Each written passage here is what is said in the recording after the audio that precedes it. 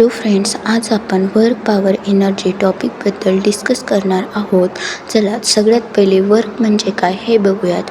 मग वर्क म्हणजे what is work. Work म्हणजे काय.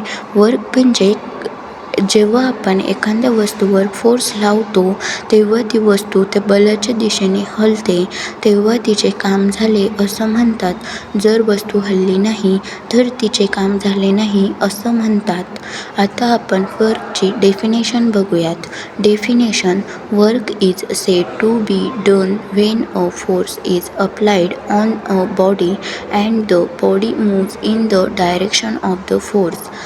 If there is no movement, no work is done. आता आपण वर्कचा फॉर्म्युला बघूयात.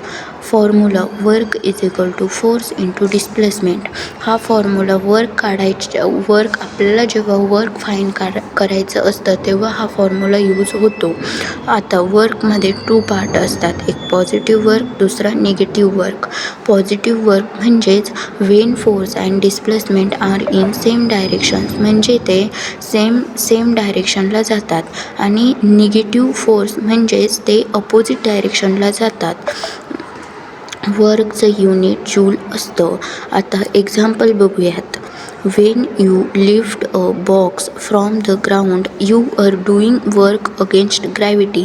म्हणजेच एखादा बॉक्स जमिनीवरून वर उचलताना जे फोर्स लागतो, जे वर्क लागतं त्यालाच आपण वर्क असं म्हणतो. चला आता आपण बघूया पॉवर म्हणजे काय. What is power. पॉवर म्हणजे काम करण्याचा दर, म्हणजेच एखादे काम किती वेगाने किंवा हळू केले जाते हे शक्तीवर अवलंबून असते. आता आपण पॉवरची डेफिनेशन बघूयात. Power is the rate at which work is done. It tells how fast or slow work is done. पॉवरचा फॉर्म्युला असतो power is equal to work done upon time taken. पॉवरचं युनिट असतं watt. 1 watt is equal to 1 joule per second.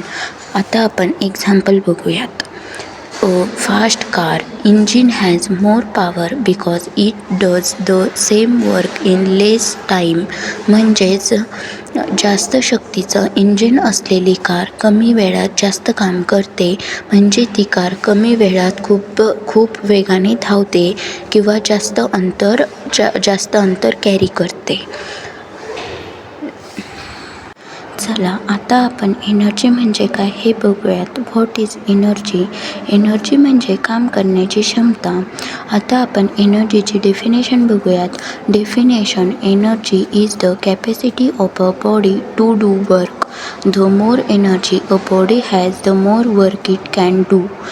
आता आपण types of energy बघूयात. First type kinetic energy आणि second type potential energy. First kinetic energy म्हणजेच energy of motion. Kinetic एनर्जीचा formula KE is equal to 1/2 mv². आणि kinetic एनर्जीचं example moving car has kinetic energy, म्हणजेच चालती गाडी म्हणजेच कायनेटिक एनर्जी. आणि आता second potential energy. Potential energy formula PE is equal to mgh. Potential energy example a stone at a height has potential energy, म्हणजेच उंचावर ठेवलेला दगड म्हणजेच पोटेन्शियल एनर्जी.